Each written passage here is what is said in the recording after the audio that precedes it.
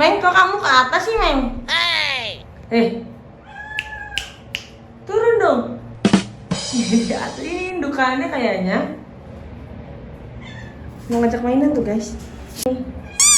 Meng, Kalau ini di atas yang bangor bang. atraksi.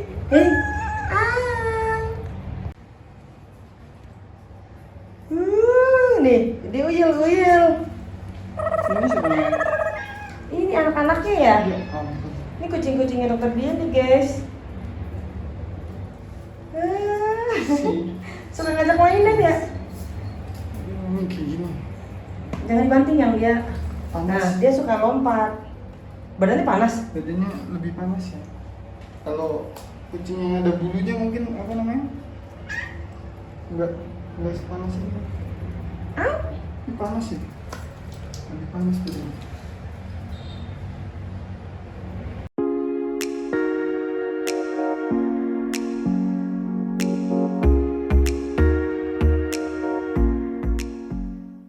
Halo guys, welcome back to our YouTube channel. Aku lagi di mana nih guys? Aku lagi di cafe Nusaya yang ada di kawasan Serdang nih. Hari ini aku mau tanya-tanya sama seseorang tentang banyak hal nih. Kalian pengen tahu? Pengen tahu siapa dia guest star kita hari ini? Oke, langsung aja. Dadah. Halo semuanya. Salam kenal. Saya langsung perkenalan aja nih. Boleh. Saya Dian Puji Rahayu. Terus apa lagi yang di? Pekerjaannya apa? Dan saya seorang dokter hewan praktisi. Jadi saya dokter hewan. Ya, dia adalah dokter hewan di kawasan Serang Cilegon, guys. Tapi mana aja boleh kan? Mana aja boleh. Kebetulan menetapnya di sini aja ya. Benar. Gitu, guys. Paling kita hari ini tanya jawab ya. Iya, aku mau nanyain sesuatu dan semua hal sih. Oke, boleh ya? Yang gampang-gampang aja ya. Iya, kayak lagi ujian aja sih, Dok. Oke deh. Oke, gini, Dok. Buka praktek di mana, Dok? Saya buka praktek di Ruko Bumi Krakatau Permai di Serdang. Pokoknya ada Alfamart tuh, nah sebelahnya. Di Alfamartnya? Dia sebelahnya. Terus yang bertanya-tanya sebelum kemana sebelum yang memegang kamera ya guys. Oke, Bu Dokter, susah nggak sih jadi dokter hewan? Susah gampang ya. Kalau aku sih susah ya. Ya, kalau misalkan orang teknik mungkin susah, tapi kalau yang orang biologi susah-susah gampang sih, tetap ada susahnya. Iya, begitu teman-teman. Terus, oh iya dok mau nanya, hewan apa aja dok yang biasa dirawat, dipegang gitu? Kalau yang berobat sih semua hewan ya. Dulu tuh kalau misalkan tergantung kita tinggal di mana. Kalau dulu kan saya sempat di Ronggol tuh, itu kan ada masuk ke perkampungan atau perdesaan.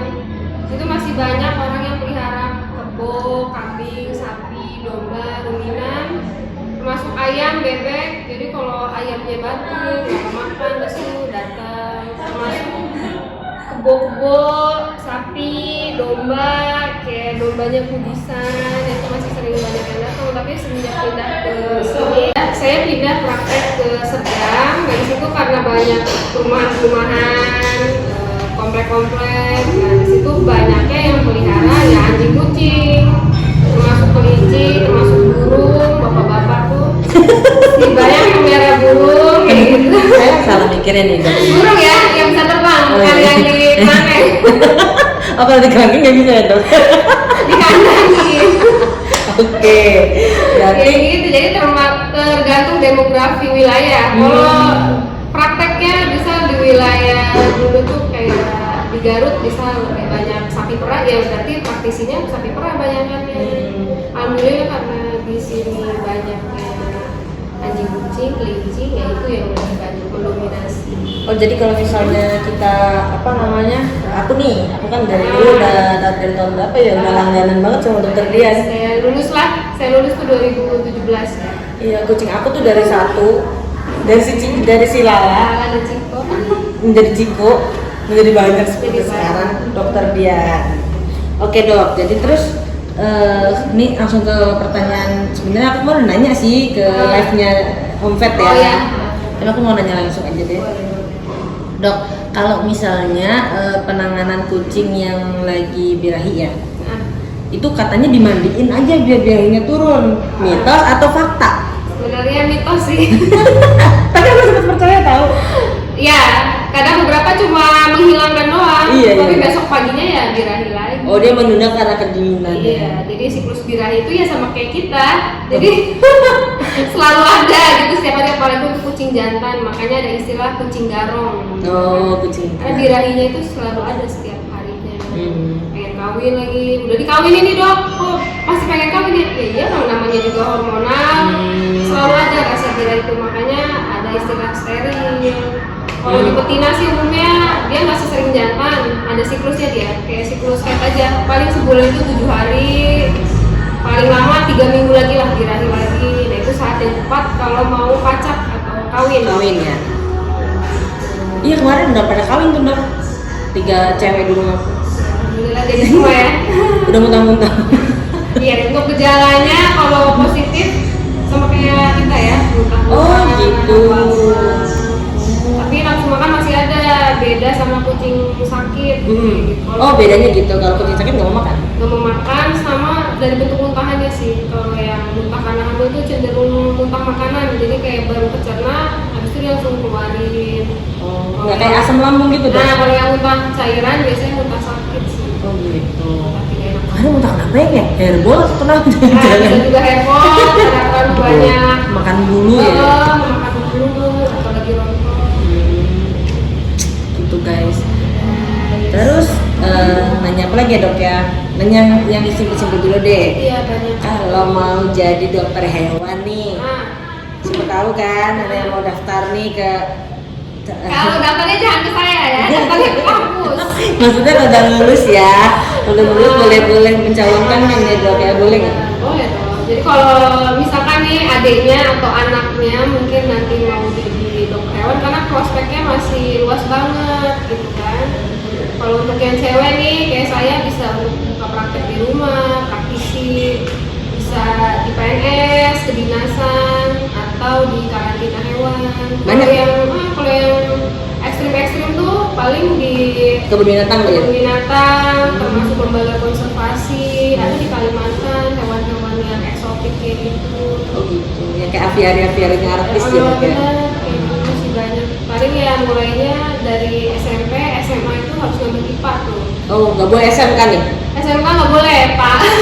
Nggak ada ilmunya ya? Gak ada ilmunya, Nggak ada satu ilmu kedua sana nanti ya? kaget. Pas semester 1 tuh udah langsung masuk biologi yang macam-macam, ada Biologi murni gitu? anatominya kita banyak kan, ada anatomi ayam aja sendiri beda sama anatomi kucing, anatomi sapi. Oh, iya, Kalau iya. FK Fakultas Kedokteran enak dia, cuma satu doang kan, manusia. Tapi ya itu Iya, itu cuma satu spesies. Kalau kita banyak spesies, banyak juga yang dipelajari. yang paling aneh apa, Dok? Yang pernah dipegang? Obatin. Hmm. Paling aneh apa ya? Buaya darat. Buaya darat. Nggak bisa dipegang kalau buaya darat. Nggak bisa diobatin juga. Harus semprot. Apa ya? Paling aneh atau paling susah nih? Paling ya menurut dokter kayak pengalaman yang tidak terlupakan gitu. Banyak sih ya. Apa ya? Banyak banget kayaknya ya guys ya. Iya, soalnya kita semenjak koas, jadi koas itu kita berkelana ya. Kita sebulan sekali itu berpindah stase. Mungkin kalau stasenya FK itu anatomi sendiri, terus pindah stase berikutnya. Kalau kita tuh stase pertama mungkin klinik ya, klinik hewan. Stase kedua bisa di kebun binatang. Stase ketiga bisa di peternakan sapi perah. Stase keempat ada di peternakan kuda, peternakan ayam. Ayam pun ada petelur, ada pedaging. Gitu. Sapi juga ada sapi perah, sapi potong. Nah kita tuh selama 12 bulan itu sebulan sekali kita selalu merasakan berbagai macam hewan. Yang puasa 1 tahun apa 2 tahun? 1 tahun setengah sih. Oh, terus Setengahnya buat yang ini, kalau ngulang-ngulang. perbaikan nilai ya. Iya. Berarti total kuliah berapa lama nih, Dok? 4 tahun. Kalau saya S1. sih S1-nya 3,5. Oh cepet ya. Cepat, alhamdulillah. Karena gaya hidup ya Bu ya. Kalau bisa lulus cepat ya lulus cepat kayak gitu. Buru-buru deh. Buru-buru pokoknya 3,5 tahun. Dikebut. Karena skripsinya saya dari semester 5. Oh, udah dibikin? Udah skripsi. Boleh dong. Boleh. Yang penting mau tahu sudah ada bab 1 sampai bab 3. Begitu semester 6 seminar proposal kalau nggak salah. Terus penelitian, jadi semester 7 udah langsung semhas, skripsi, lanjut koas. Nah koasnya kemarin itu cuma 1 tahun 2 bulan apa ya? 1 tahun 2 bulan, berarti nggak nyampe 1,5 tahun ya? Alhamdulillah yang diulang sedikit. Jadi memang waktu kuliah harus fokus kalau pengen cepat lulus. Kalau misalkan banyak organisasi atau lagi megang bisnis, karena kuliah itu kan banyak tuh acara-acaranya yang sibuk organisasi, yang sibuk bisnis. Iya, ada yang nggak pernah jualan dulunya terus begitu kuliah, bisa jualan itu. Kalau nggak fokus lama nanti lulusnya. Kalau misalkan buru-buru pengen cepat tas berarti harus fokus biar tidak memakan masa kuliah. Kalau normalnya sih S1 tuh 4 tahun. Koas? Koas, koas tuh bisa ya 1,5 sampai 2, 1,5 biasanya 2 tuh yang normal. Guys, jadi kalau ada kalian yang mau menjadi dokter hewan, selama itulah kalian harus berkuliah. Kalau ini sebenarnya nih, ini adalah teman aku dulu dari kita tuh temenan dari zaman apa dok, tapi gue kayak disuruh dok aja deh, ya dok ya. Dari zaman SMP ya Bun ya? Iya dari SMP bareng, SMA bareng, kuliah bareng, tapi beda universitas. Jadi ceritanya kenapa milih Surabaya ya? Jadi pertanyaannya itu? Iya, milih Surabaya. Padahal ada yang paling dekat tuh di Bogor ya, ITB. Iya, pertanian Bandung ya? Pertanian Bogor soalnya. Pertanian Bogor lagi. Mana yang Bogor? Kenapa bisa sampai Surabaya? Ini biangnya tuh dia ya. Iya, jadi dulu tuh aku tuh kekeh banget kan, aku mau ke ITS gitu, ITB nggak keterima, iya nggak keterima sih, ITB, sadar diri, kalau ITB mah, ya terus aku ajak dia, udah sih mau ngapain di Bogor sama gua aja gitu. Karena lebih dekat sih, Bogor Cilegon. Deket banget. Tapi kata gue mah kurang jauh ya, soalnya teman-teman tuh banyak yang di sana, emang kita tuh pengen ngerantau tuh jauh gitu tuh, biar apa menghilangkan apa ya aib gitu. Terus habis itu ngajakin dia, ayo ikutan, kita berdua daftar apa undangan ya, aku salah klik daftar undangannya ke tempat kampus yang pengen aku masukin, tapi nggak sengaja, bukan karena sengaja, emang kayak itu udah sama garis Tuhan tuh emang begitu, ya kan. Terus ujung-ujungnya dia keterima di undangan, jadi dia nggak pakai jalur tes ya. Kalau anak angkatan 94 ya, kelahiran 94 tahu lah dia undangan. Terus itunya nggak tes ya? Kamu tes. Aku mah tes. Aku pakai undangan tuh pakai nilai rapor, terus aku masukin ini. Banyak prestasi. Prestasi sih. Kayaknya dari situ juga. Iya ya, perhitungannya kan jadi banyak gitu. Terus ada apa jatah gitu ya dulu ya. Berapa orang kuota dari luar kotanya sekian gitu. Terus jurusan dia tuh lumayan yang jarang orang lain tuh tahu ya, pengen ya dulu tuh ya. Kemarin tuh undangan tuh 100 kuotanya. Terus yang keterima? Yang keterima sebenarnya yang masuk juga ada 200-an, yang keterima setengahnya, nggak yang kayak fakultas lain kan banyak banget. Iya sampai ribuan. Sampai ribuan. Kita tuh cuma 1:2 lah. Oh gitu. Terus dia udah terima duluan nih ceritanya. Aku belum. Gua udah nyampe Surabaya, yang ngajakin malah belum, jadi bingung kan. Terus gua di Surabaya sama siapa gitu nanti. Terus si almarhumah Ambu juga, si Kiki ayo cepetan masuk, ya? Neneknya dia, ayo cepetan Kiki masuk temenin dia sendirian di sana. Ih nggak tahu aja udah dia dapet jodoh dari sana. Pulang-pulang bawa jodoh. Iya, habis itu hasil gue juga keterima di sana dengan jerih payah kalau gue ya. Iya. Effort gue. Sebenarnya itu tuh untuk mendapatkan ijazah dan untuk mendapatkan jodoh juga bunda. Benar. Pokoknya kalau bisa masuk 1 keluar 2. Masuk 1 keluar 2. Iya, bonus gitu kan. Kalau ijazah, gue jodoh ya. Iya. Oh iya, itu suami UNER juga ya? UNER juga sebelahan. Jadi misal ini FPK sebelahnya apa tuh FPK? Fakultas Perikanan dan Kelautan. Oh iya, kalau FKA tahu lah ya. Iban. Karyawannya ada berapa dok? Karyawannya baru 4 lah, sama saya 5, sama Heri 6. Cuma ini nggak digaji dia. Suka relawan. Suami saya suka relawan ya. Suka dan rela. Ngurusin dan lain-lain Iya ya. iya. Aduh.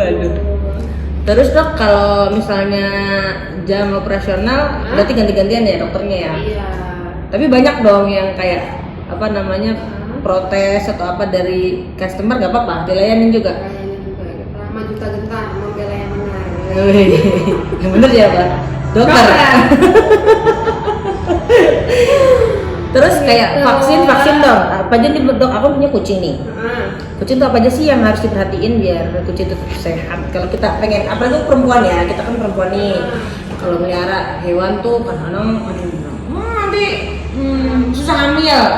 Karena gue udah bahas di video sebelumnya sih, itu nggak ada pengaruhnya di situ. Iya, jadi kalau punya kucing minimal yang harus dilakukan itu vaksin benar. Jadi pas lagi kita itu kan masih Bocil ya? Bocil tuh sama kayak bayi lah. Jadi semenjak mereka starter pemisahan dengan induk, berarti kan ada antibodi yang harus ditambahkan, antibodi buatan. Nah itu namanya vaksin, dilakukan pada saat umur 3 bulan atau berat badan 1 kilo. Vaksin, terus diulang lagi bulan depannya booster. Setelah itu jangan lupa pakai obat cacing biar parasitnya hilang, cacingnya hilang. Yang namanya parasit itu kan dia mengambil sesuatu, menyedot sesuatu dari si inangnya. Kalau misalkan nggak dikasih obat cacing nanti bisa kurus, kering karena nutrisinya diserap sama kutu itu.